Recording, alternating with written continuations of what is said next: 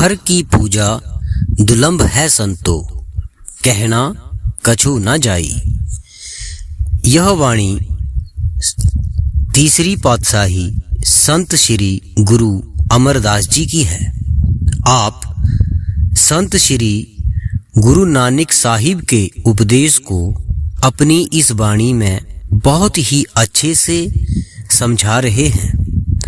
आप समझा रहे हैं कि हम दुनिया के जीव अपनी अपनी सोच समझ के अनुसार किसी न किसी की पूजा अर्चना करते हैं। कोई धन दौलत की पूजा करता है, कोई देवी देवताओं की पूजा करता है, कोई धर्म की पूजा करता है। अनेकों साधन इंसान ने उस परमात्मा की पूजा के अपनाए हैं। आप समझा रहे हैं कि दुनिया की कोई भी वस्तु जो नाशवान है वो भक्ति के काबिल नहीं है, क्योंकि जिसका खुद ही नाश विनाश हो जाना है वो भक्ति पूजा के काबिल कैसे हो सकती है। भक्ति सिर्फ उस एक की ही की जा सकती है जो अविनाशी है, जिसका कभी अंत नहीं हो सकता है। वो रब है, वो खुदा है, वो वाहेगुरु है, वो एक है। एक गूढ़ रहस्य की बात यह है कि हम जिसका ध्यान करते हैं वही हमें दिखता है। अगर धन दौलत का ध्यान करोगे तो वही अंत समय में दिखेगी। दुनिया के शकल पदार्थों का ध्यान करोगे तो अंत वेले हमें वही दिखेंगे जिसका हमने ध्यान किया है। सवाल ये है कि क्या दुनिया के ये पदार्थ, दुनिया की ये शक्लें जिनका हम बार बार ध्यान करते हैं, क्या हमें ये मुक्ति दिला सकते हैं? यही शक्ल पदार्थ हमें बार बार देह के बंधनों में खींच के वापस ले आते हैं। और अंत बेला जब आता है, मौत की घड़ी जब आती है, जिसका हमने सिमरन किया है, जिसका हमने ध्यान किया है, वही हमारी आंखों के सामने दिखाई देना शुरू हो जाता है। कहा भी गया है कि जिथे आसा उथे वासा, कि जहां इंसान की चाह है उसे उसका वास भी वहीं पर ही हो जाता है। मौत के समय आखिरी टाइम पर जहां पर हमारा ख्याल होता है हम वहीं पर ही खींचे चले जाते हैं। गुरु साहिब कहते हैं कि हमारी भक्ति के काबिल सिर्फ एक ही है। कौन है? वो परमात्मा है, वो रब है, वो वाहे गुरु है।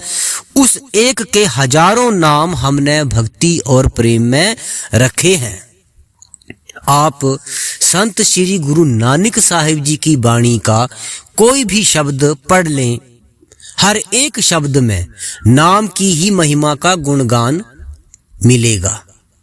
गुरु साहिब ने नाम की महिमा पर जोर डाला है। गुरु घर ने नाम या शब्द का ही वर्णन किया है। जो नाम की कमाई करते हैं वो बहुत ही भाग्यशाली जीव हैं। उनका मानव देह में आना बहुत मुबारक है, उनका मानव देह में आना सफल है।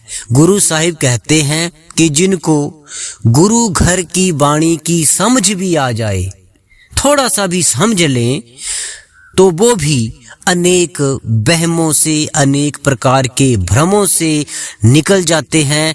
क्योंकि श्री गुरु साहिब जी ने हमारे ख्याल को बाहर मुखी से निकालकर अंतर्मुखी कर दिया है। हमारी आत्मा को शब्द के साथ जोड़कर परमात्मा से मिलाने की राह दिखा दी है। गुरु साहिब कहते हैं कि हमारी आत्मा उस परमात्मा का अंश है। हम उस सतनाम के अंश हैं। इसलिए पहली पातशाही में कहा गया है, आत्म में राम, राम में आत्म, अर्थात राम और आत्मा एक ही हैं। आत्मा के अंदर परमात्मा है और परमात्मा के अंदर आत्मा है। लेकिन इस बात की समझ कब आती है? जब हम सतगुरु के बताए हुए रास्ते पर चलेंगे। कबीर साहिब जी ने कहा है, कबीरा आत्म अंश राम दी। वो भी यही समझाते हैं कि आत्मा उस परमात्मा का अंश है। जब से आत्मा उस परमात्मा से अलग हुई है, तब से हम मोह और माया के जाल में फंसे हुए हैं। हम मन के अधीन होकर अनेकों कर्म बना रहे हैं। हम अच्छे कर्म भी करते हैं, हम बुरे कर्म भी करते हैं। फिर इन्हीं कर्मों का हिसाब देने हमें बार बार देह में आना पड़ता है, इस 84 के खेल में आना पड़ता है। गुरु घर में कहते हैं, कर्मा संदड़ा खेत। जिस तरह जमीन में जो बीज बोया जाता है, फिर उसी फसल को काटने के लिए हमें तैयार होना पड़ता है। वैसे ही ये कर्म है जिनका फल भुगतने के लिए हमें वापिस आना ही पड़ेगा। शरीर में रहकर कोई कैसे सुख प्राप्त कर सकता है? ये शरीर, देह हमें हमारे कर्मों के कारण ही मिली है, या हम कह सकते हैं कि ये जो हमें शरीर मिला है, ये हमारे कर्मों का फल है। कर्मों का नतीजा ये देह है। अब 84 लाख में अनेक प्रकार की देह हैं, अनेक प्रकार के शरीर हैं, जैसे सांप, बिच्छू, पेड़, पशु पक्षी, जानवर, सब कर्मों का फल है। अब सोच लीजिए, हमारे कर्मों के कारण हमें पशु पक्षी जानवर बनना पड़ता है। क्या इन सभी शरीरों में मुक्ति मिल सकती है?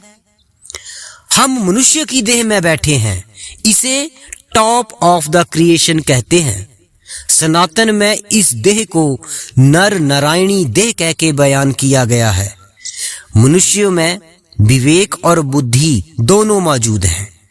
अब मनुष्य का हाल भी देख लो। क्या सभी मनुष्य सुखी हैं? कोई दिमागी रूप से परेशान है, कोई शारीरिक रूप से परेशान है, कोई मानसिक रूप से परेशान है, कोई बीमारियों से ग्रसित है। अनेक प्रकार के शारीरिक कष्ट हम झेल रहे हैं।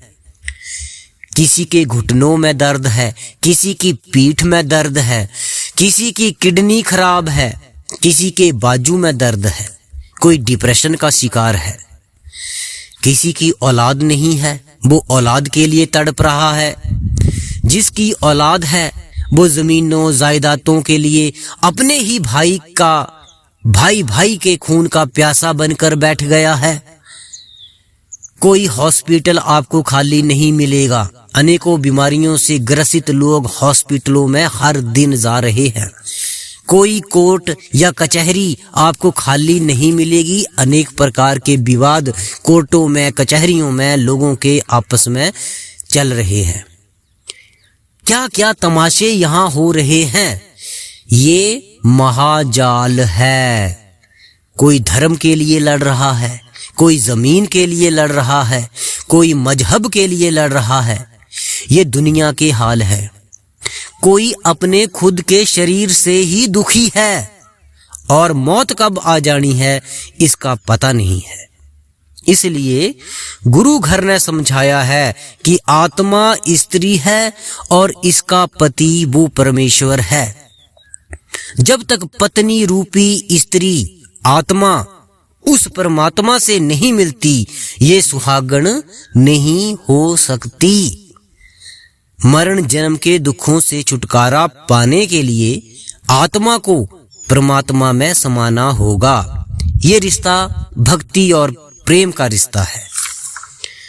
रामकृष्ण मिशन ने आत्मा और परमात्मा के इस रिश्ते को माँ और बेटा कह के समझाया है। जीसस क्राइस्ट ने बाप और बेटे का रिश्ता कह के बयान किया है। उन्होंने कहा है, I am the son of God, कि मैं उस परमात्मा का पुत्र हूं। यह भी भक्ति और प्रेम का रिश्ता है।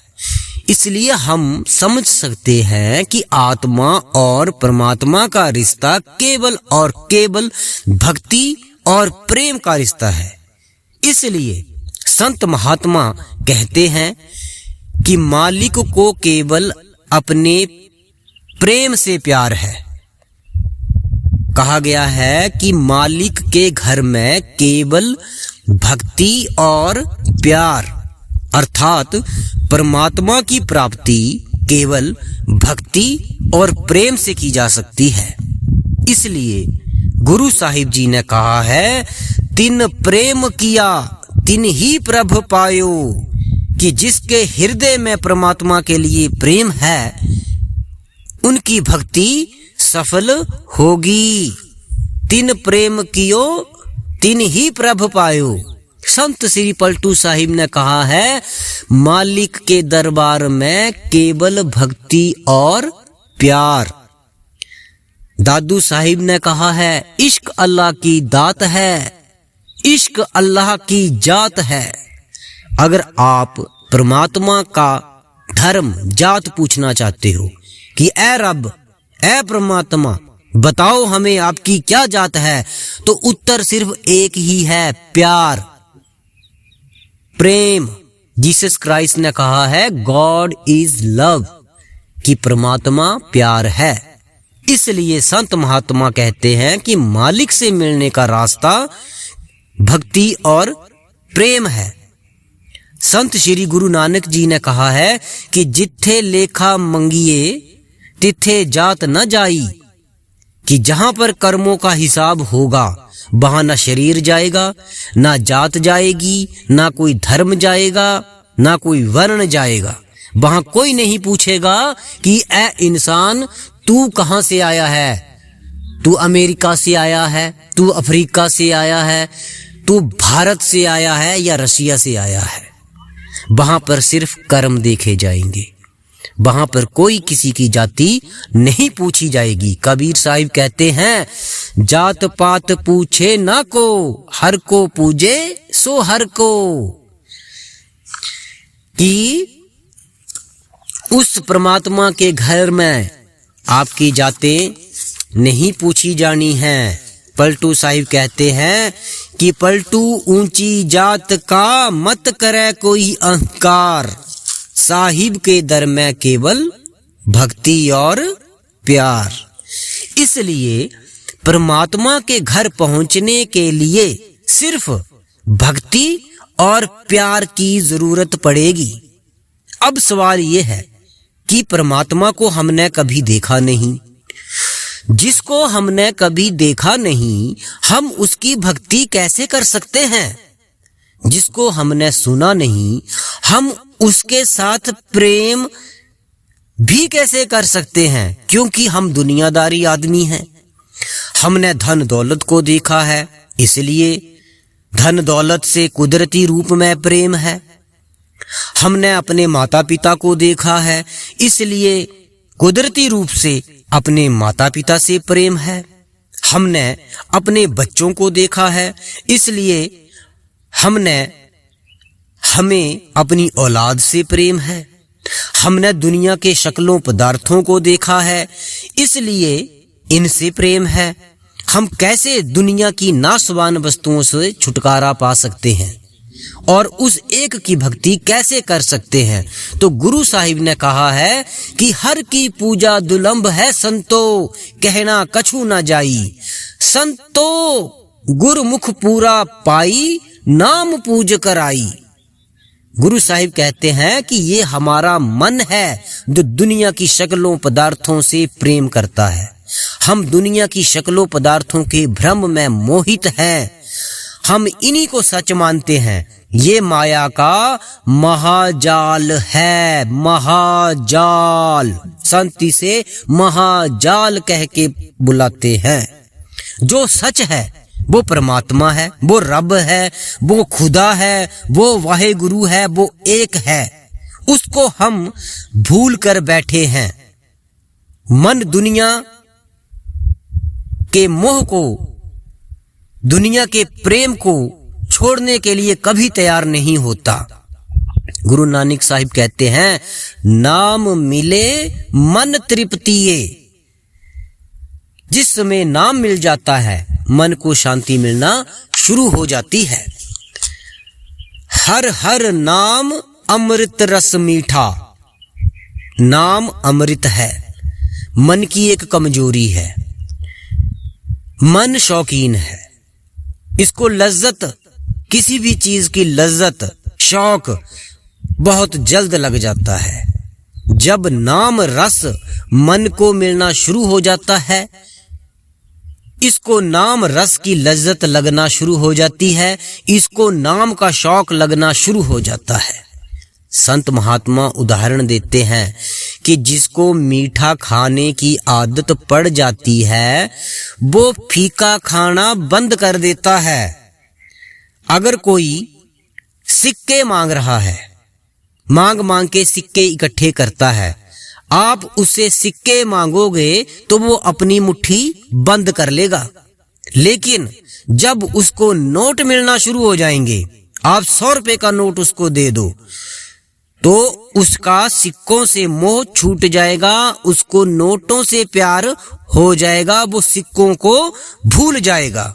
ये संत जनों ने, इसलिए हे संत जनों, परमात्मा की पूजा भक्ति बड़ी मुश्किल से मिलती है। प्रभु की पूजा बहुत दुर्लभ है। इस संबंध में जितना बताया जाए उतना ही कम है।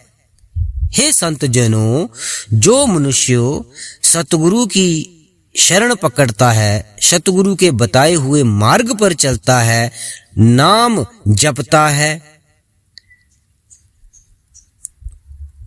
उसे ही मुक्ति का रास्ता मिलता है। जो पूर्ण सतगुरु संत हैं वो नाम का भेद बताते हैं। वाणी में गुरु साहिब सबको संतों कह के बयान कर रहे हैं। वो इसलिए क्योंकि हर एक अंदर आत्मा है। आत्मा परमात्मा का अंश है। अंश में राम, राम में अंश।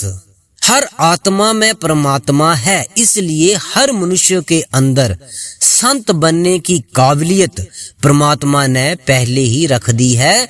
इसलिए गुरु साहब यहाँ पर सबको हे संतो, संतो कहकर पुकार रहे हैं, क्योंकि वो गुरु, वो सतगुरु जानते हैं कि आत्मा हर एक के अंदर है और हर एक को, इसलिए वो संतों कहकर पुकार रहे हैं। आगे कह रहे हैं, हर की पूजा दुर्लभ है, किसी बड़ भागी को ही प्राप्त होती है। शुक्र मनाइए ताकि पूरा गुर पाया। आप शुक्र मनाइए कि आपको पूर्ण सतगुरु प्राप्त हुए हैं, जो शब्द के भेद को जानते हैं। जिनको पूर्ण संत सतगुरु प्राप्त हो गए वो भाग्यशाली हैं। पूर्ण सतगुरु नाम के साथ आत्मा को जोड़ देते हैं। भजन सिमरन करती हुई आत्मा परमात्मा को प्राप्त कर जाती है। इसलिए वाणी में गुरु साहिब समझा रहे हैं, संतो गुरमुख पूरा पाई। वो संत सतगुरु जो शब्द नाम के भेद को जानते हैं, जो शब्द के भेदी हैं, वही सतगुरु पूर्ण सतगुरु हैं। और पूर्ण सतगुरु नाम की कमाई करवाते हैं। नाम की ताकत हमें धीरे धीरे दुनिया से अलग करना शुरू कर देती है। संत महात्मा समझाते हैं कि किसी लड़की को शादी से पहले समझाओगे कि देख बेटा, अब तेरी शादी होने वाली है, तू अपने माता पिता से प्रेम करना छोड़ दे, अपने भाई बहनों से प्रेम करना छोड़ दे। वो शादी से पहले नहीं छोड़ पाएगी। शादी के बाद जब वो ससुराल जाती है तो धीरे धीरे नए परिवार से जुड़ती है। पुराने रिश्ते धीरे धीरे मैल पकड़ना शुरू कर देते हैं। यही हालत हमारी है। बिना नाम से भक्ति कैसी? जिसको नाम का भेद का पता नहीं, उसकी भक्ति, वो भक्ति कैसे करेगा? नाम से जुड़ने के बाद मन और आत्मा की गांठ खुल जाती है। फिर आत्मा मन के जाल से मुक्त हो जाती है। शब्द की ताकत हमें दुनिया से डिटैच कर देती है, अलग थलग कर देती है। इसलिए गुरु साहिब कहते हैं, गुर प्रसादी सच्ची लिव लाए। जब हम गुरुमुख होकर, गुरु के भाणे में आकर, गुरु के बताए हुए मार्ग में चलते हैं तो हमारे अंदर से दुनिया का ख्याल निकल जाता है। फिर सच्चा प्यार प्रकट होना शुरू हो जाता है। अब गुरु साहिब किस नाम की बात कर रहे हैं, किस शब्द की बात कर रहे हैं? ये वो शब्द है जिस शब्द से पूरी सृष्टि की रचना हुई है। गुरु घर की वाणी में कहा है, शब्दे धरती शब्दे आकाश, शब्द शब्द भयो प्रकाश। कि वो शब्द नाम है जिससे खंड ब्रह्मांड बने हैं, हम और आप बने हैं। गुरु साहिब कहते हैं, नाम में ही ता सब किछ होया। कि इस नाम से ही पूरी दुनिया, पूरी कायनात, पूरी सृष्टि बनी है। आगे आप कहते हैं, खोजत खोजत खोजया, नामे बिन सब कुड़, नामे बिन सब किछ कुड़। आज मनुष्य ने बड़ी बड़ी खोजें कर डाली हैं, लेकिन नाम नहीं खोजा, नाम को नहीं जाना तो सब कुछ व्यर्थ है। ये वही नाम है जो अविनाशी है, जिसका नाश नहीं हो सकता। हम दुनिया में जो कुछ भी देखते हैं वो 5 तत्वों से बना है। वो 5 तत्व क्या है? जल, वायु, अग्नि, धरती और आकाश। ये 5 तत्व नाशवान है। ये शरीर 5 तत्वों से बना है। मौत के बाद ये 5 तत्व नष्ट हो जाते हैं। इसलिए हे मनुष्यों, ये शरीर भी भक्ति के काबिल नहीं है।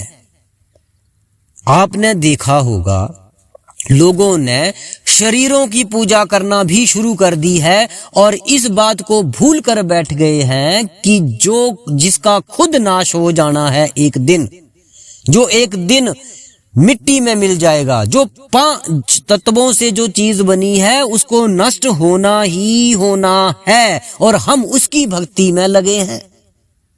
क्या शरीर हमें मुक्ति दिला सकता है? शरीरों की पूजा कैसे हम कर सकते हैं? क्योंकि उसका खुद नाश हो जाना है। संत महात्मा अपनी पूजा करवाने के लिए इस धरती पर नहीं आते, वो जीव को नाम के साथ जोड़ने आते हैं। गुरु घर में कहते हैं, शरीर शरीर को समझाता है, इससे ही तो उसको समझाऊं।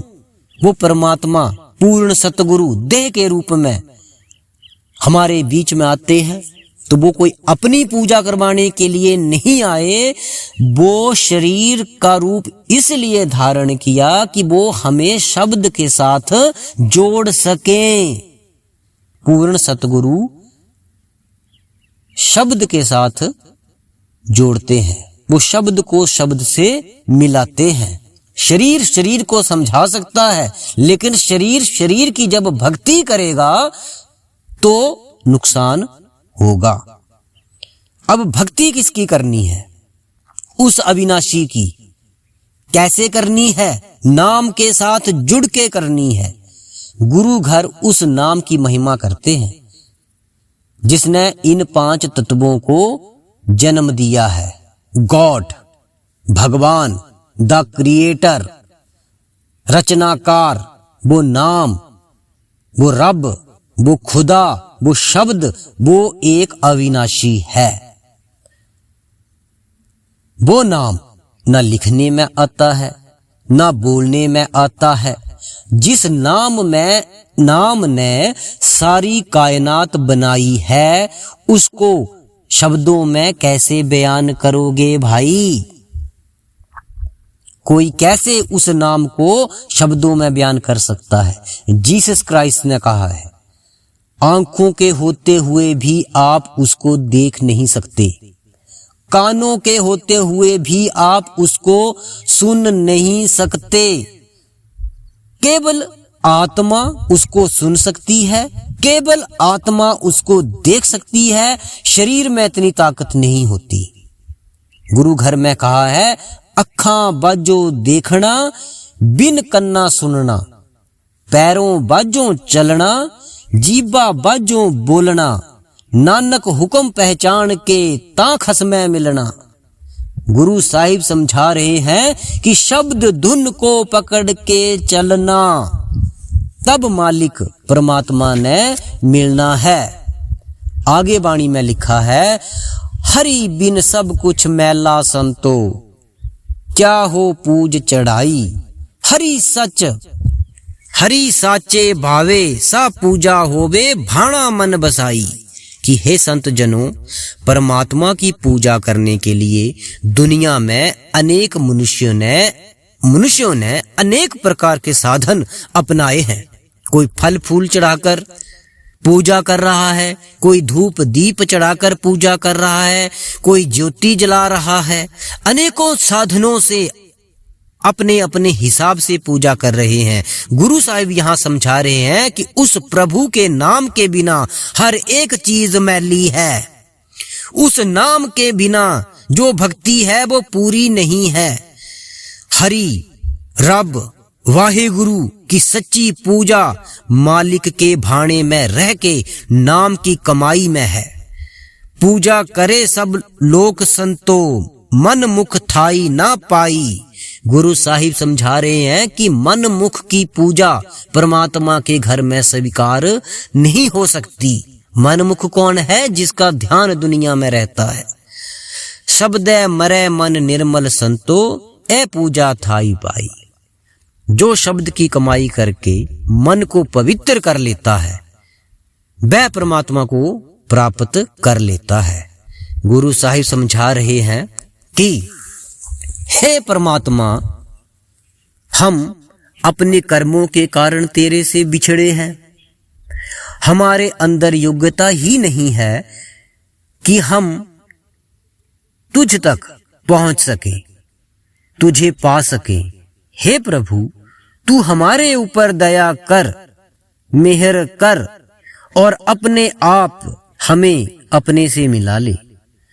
हमारे हाथ में कुछ भी नहीं है। गुरु साहिब ने कहा है कि आपे करता करे कराए। तो इस वाणी में गुरु साहिब